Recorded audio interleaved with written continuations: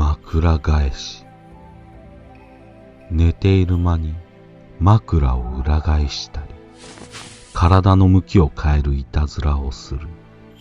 例外を除いては人に害を加えない妖怪である。東北地方では座敷わらしのいたずらとされる場合も多く、枕小僧と呼ばれる場合もあり、童子の姿で表されることが多い。岩手県では死人を入れた棺を屋敷に置いていたところ、火事で焼けてしまい、それ以降その棺が置いてあった場所で眠ると枕返しに遭うのだという。その正体は諸説あるものの、狸や猿の仕業だともされている。群馬県では枕返しは妖怪貨車の仕業とされ、東向きに寝ている人を西向きに変えるのだという。死人にまつわる枕返しの話も少なくないようである。死者の怨念が引き起こす枕返し現象も多く語られており、怪談の六部殺しのように、金持ちの六部や雑踏、薬売りなどの旅人が宿の主に騙されて金を奪われ殺されてしまった部屋で夜な夜な枕を返されたといった話が各地に残っている。新潟県では飛脚がある屋敷に泊まったところ、隣の部屋からそなたさん、よくおやすみなさいとしきりに声が聞こえてきて眠れなかった。午前4時頃になってようやくまどろんでくると枕返しにあったという。その後番所の役人に聞いた話では、霊天街を置いておくな。必ず枕返しに遭うぞ。その日、霊天街の入った薬入れが飛脚の部屋に紛れて置いてあったのだ。という。ここで言う霊天街はおそらく、人の脳髄や肝を薬にしたものであると考えられる。ここでは枕返しよりも霊天街を薬にする人の方が恐ろしい。石川県のある屋敷には美女の枕返しが出たというが、草履取りの男が屋敷の前で枕返しに笑いかけられた途端に気を失い、そのまま死んでしまったという問答無用の所業である。栃木県の大王寺には枕返しの幽霊と呼ばれる掛け軸が伝わっており、江戸時代ある行商人が旅に行き暮れて大王寺に宿を求めた。住職に栗の牡丹の間に案内され、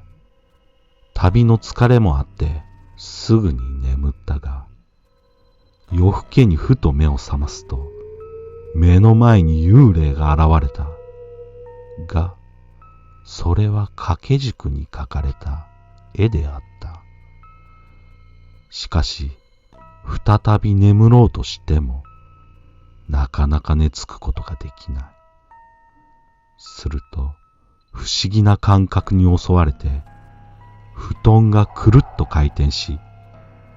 枕元にあった荷物と掛け軸は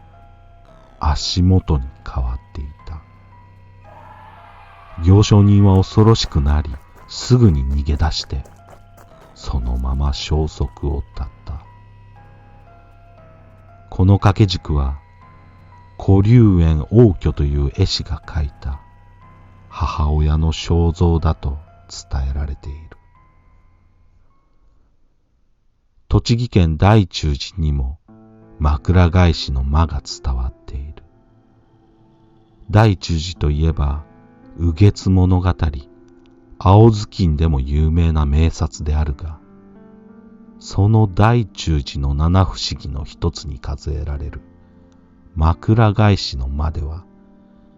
旅人がご本尊に足を向けて寝たところ、翌日には頭がご本尊に向けられていったという話が伝わっている。神様仏様に足を向けて眠るものではない。前回動画にした7人の木こりは、和歌山県に伝わる龍神村市の枕返しの話であるが、悪霊の宿るもみの大木を切り倒そうとした若者7人が、小人に次々と枕を返されて死んでしまうという話である。この話は類似の話も少なからずあり、人数が8人であったり、木がヒノキであったり、小人が坊さんであったりする。様々に伝えられる枕返しの伝説であるが、ご遺体を北枕に変えることも枕返しと言われ、お釈迦様が入滅の際、北へ頭を置いて横になった図北面祭が北枕の由来とされ、そのために遺体は北向きに寝かせられるのだと言われているが、それ以前のもっと古い時代にも北枕で埋葬する風習が各地に残されているようである。古来より日本では夢は異世界の情景と考えられ、寝ている間に魂が異世界に飛んでいくのだと信じられていた。その夢を見、眠る時間、人生の約3分の1の時間を人は枕に頭を預けるのだ。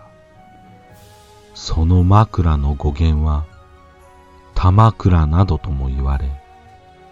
魂を貯める蔵の意味である。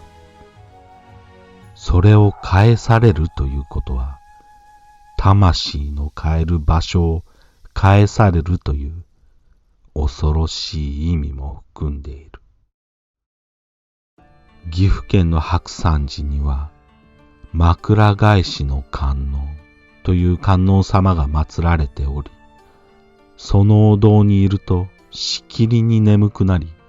居眠りをしてしまい、この時、枕が帰る夢を見ると、願いが成就すると言われている。願いを思い、その夢の中で、その枕を返し、願いをそこに留めることで、願いを成就させているのかもしれない。霊言にあやかりたいところではあるが、この白山寺の所在はわからない。白山神社の11面観音が、その枕返しの観音だとも言われている。